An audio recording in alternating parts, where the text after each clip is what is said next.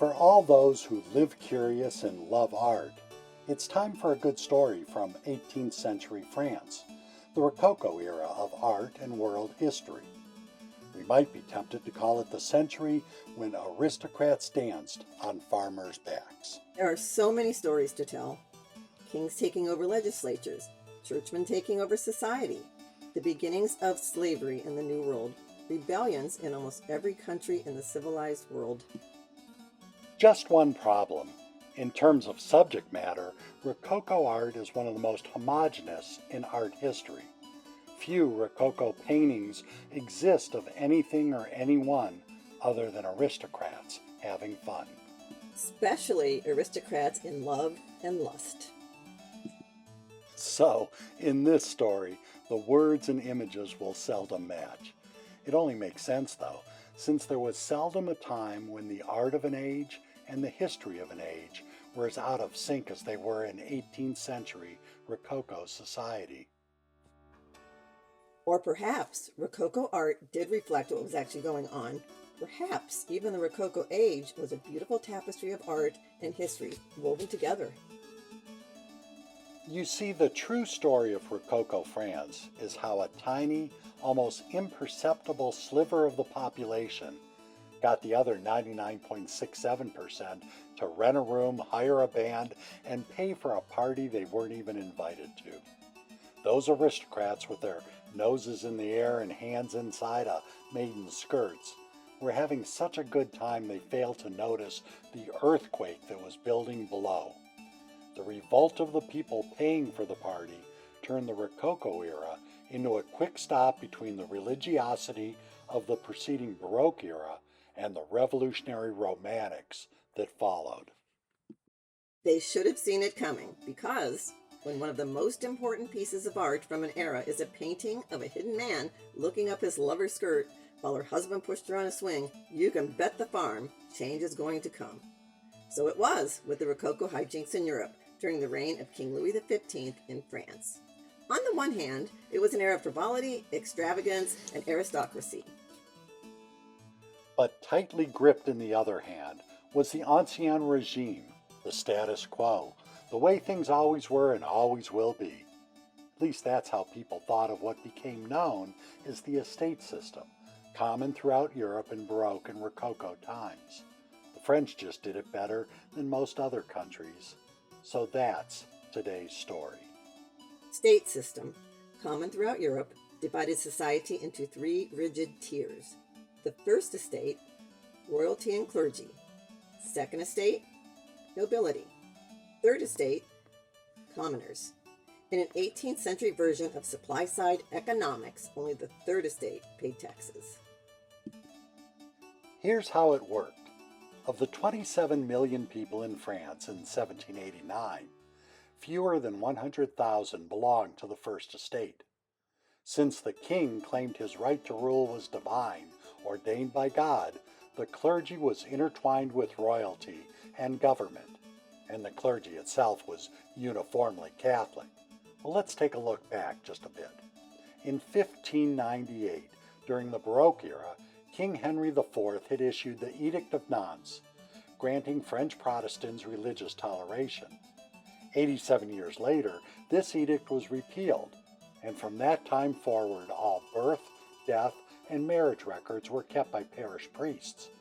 Those without Catholic sacraments had no legal existence, and their offspring were considered bastards with no legal right of inheritance. The entire French educational system was also controlled by the church, who also ran relief efforts for hospitals throughout France. The church even had the power to censor anything lawfully printed. They had their own courts of law, owned about 10% of all French lands, and paid no taxes. Now to the second estate. Fewer than 400,000 were considered nobility. They were able to collect feudal dues from peasants, get preferential treatment in courts, and high positions in the military, government, and royal court, and, you guessed it, they paid no taxes. Well, to be fair, during the reign of Louis XVI, when the entire system started to teeter under the strain of debt, he was forced to ask the nobility to start paying a pittance of their net earnings to the crown. Few ever paid anything. This left the remaining 26,500,000 people in the lowest estate, commoners and peasants forced to carry the whole top-heavy system on their backs. But all was not totally bleak among this bottom rung. Over time, a middle class began to develop, known as the bourgeoisie. Shop owners, artisans, craftsmen, entrepreneurs, and professionals began to accumulate wealth. During the 50 peak years of the Rococo era, 1739 to 1789, the number of bourgeoisie doubled to over 2 million people, still less than 10% of the Third Estate. Nevertheless, it was a sizable group who scrambled up the social ladder dressed in fine silks while drinking coffee imported from the West Indies in homes decorated with fine art prints and wallpaper. It was their capital that built theaters in Paris and Bordeaux, funded newspapers, colleges, and even public libraries. By the end of the Rococo era, the bourgeoisie held a substantial part of the national wealth, perhaps as much as 20%, and the most successful among them lived lives of luxury almost on par with nobility. But as the fortunes of the bourgeoisie soared, peasants, who still made up 80 to 90% of the Third Estate, their fortunes continued to sink. Many lived in the countryside and almost 35% were unemployed. An unlucky string of bad harvests in the 1770s and 1780s made life even harder for farmers and others in the working class who were responsible for most, if not all, of the taxes. Was a recipe for a 10-layer double chocolate cake doomed to fall under the weight of its own extravagance and decadence. And so it did, eventually. But before the fall came Rococo, an era in art history built around the foibles, fragilities, and fancies of that oh-so-tiny ruling class. Pastel colors, overwrought ornamentation, grandiose architecture, extravagant fashion, and let's just say loose morals turned Rococo into a non-stop celebration of the First Estate. One problem: the Third Estate, who again was paying for the party, was catching on to the scam. The seeds of their dissatisfaction had been planted centuries earlier, during the Renaissance. As the world emerged from the religious isolation of the Middle Ages, a new humanism began to take shape. There was a focus on classical learning, human potential, and an interest in intellectual inquiry. It all began to take hold.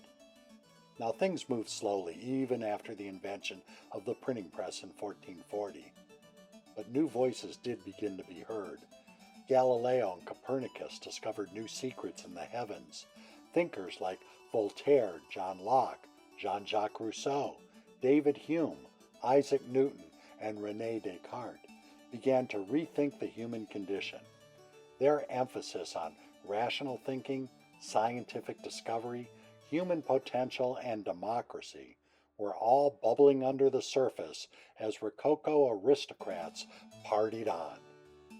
But beneath the pastel colors, ornate architecture, and shallow subject matter of Rococo art, an enlightened whirlwind was developing.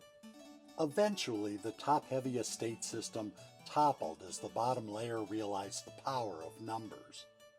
During the 18th century, roughly the time of the Rococo era, peasant revolts took place in Venice, Lithuania, Bavaria, Russia, the Holy Roman Empire, Sweden, Denmark and Norway, Polish Lithuania, Siam, Asia, Spain, Austria, America, Saxony, and of course, France.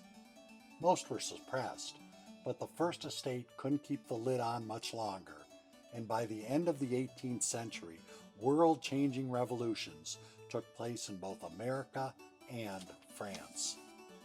In the end, Rococo turned out to be a frolicking piece of roadkill as the world stampeded through the heavy church doors of the Baroque era towards Enlightenment.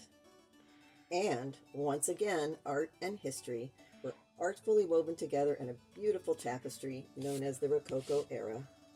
This is Mark And Deborah. Spanner, wishing you an artful week, month, and life. Live curious and love art.